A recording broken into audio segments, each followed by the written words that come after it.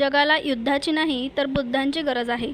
सामाजिक परिवर्तन, समता, बंधुत्व आणि बौद्ध धम्माचा संदेश जनसामान्यांपर्यंत पोहोचवण्याच्या उद्देशाने आयोजित करण्यात आलेल्या सामाजिक क्रांती जागृती अभियानाची सुरुवात येवला येथील ऐतिहासिक मुक्तिभूमीतून मोठ्या उत्साहात करण्यात आली.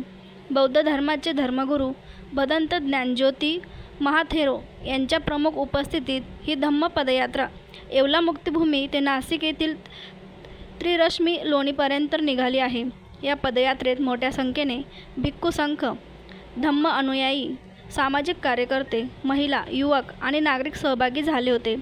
सामाजिक कार्यकर्ते महेंद्र पगारे यांच्यासह येवल्यातील बुद्ध अनुयायांनी भव्य पदयात्रेचे येवल्यात स्वागत केले. हैवानाची हैवानाची सत्ता आपल्या देशावर आहे. संविधान, एक व्यक्ती, एक मत, एक मूल्य, हे राजकीय लोकशाहीचा अंमल या देशात 26 जानेवारी 1950 रोजी सुरू झाला. पण मात्र हे बाबासाहेबांचं नाव घेऊन, संविधानाचं नाव घेऊन ईव्हीएम हॅक करून सत्तेवर आले आणि अशा रीतीनं या देशाचं वाटोळ करणं लावलं, प्रायव्हेटायझेशन करणं लावलं. हे संपूर्ण या देशाच्या सामाजिक ही संपूर्ण उलाढालीला हानिकारक चीज आहे. संपूर्ण या विरुद्ध ईव्हीएम हटाव आणि संविधान बचाव, लोकतंत्र बचाव म्हणून हे अभियान आम्ही आग्रहपूर्वक सांगणार आहोत.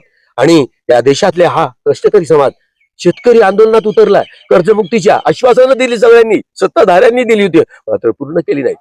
अडाणी अंबानीचं त्यांच्या मित्रांचं कर्ज माफ करतायत आणि इथल्या मराठी लोकांच्या महाराष्ट्रातल्या 64,000 शाळा बंद केल्या. आता 1-2 महिन्यातच 24,000 पुन्हा शाळा बंद करणं. कुठे आहोत आपण? जागृतीचा विस्तव कधी विजू देऊ नका. ह्या सामाजिक, आर्थिक, राजकीय आणि सांस्कृतिक सगळ्या उलाढालीवर मार्गदर्शन करत, ही जागृती करत हे अभियान नाशिकला पोहोचणार आहे. 16 मेला आपण सर्व बंधू आणि भगिनी, सर्व नागरिकांनी या सभेमध्ये, या अभियानामध्ये, या जागृतीच्या या अभियानामध्ये सगळ्यांनी समाविष्ट व्हावं असं आवाहन करतो. भवतु सब्ब मंगल, भवतु सब्ब मंगल. येवला मुक्तिभूमीवरून सामाजिक क्रांती जनजागृती अभियान भदंत ज्ञानज्योती महाथेरो व भिक्खू संघ यांच्या प्रमुख उपस्थितीत सुरू झालेला आहे. येवला मुक्तिभूमीपासून या अभियानाची सुरुवात झाली.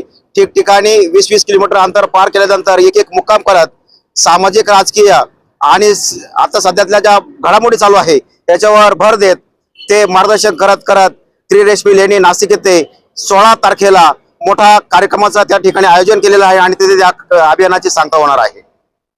सम्राट वर्मा ग्रुप प्रस्तुत हॉटेल वर्मा पॅलेस येथे मिळतात आकर्षक लक्झरी एसी रूम्स, भव्य बॅक्वेट हॉल आणि शहरातील सर्वात सुंदर टेरेस गार्डन.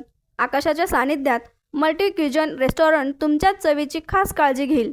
ठिकाण उपजिल्हा रुग्णालया शेजारी Yeola, Kopargaon road, Yeola. Hotel Verma palace एकदा भेट दिली की पुन्हा यायलाच आवडेल.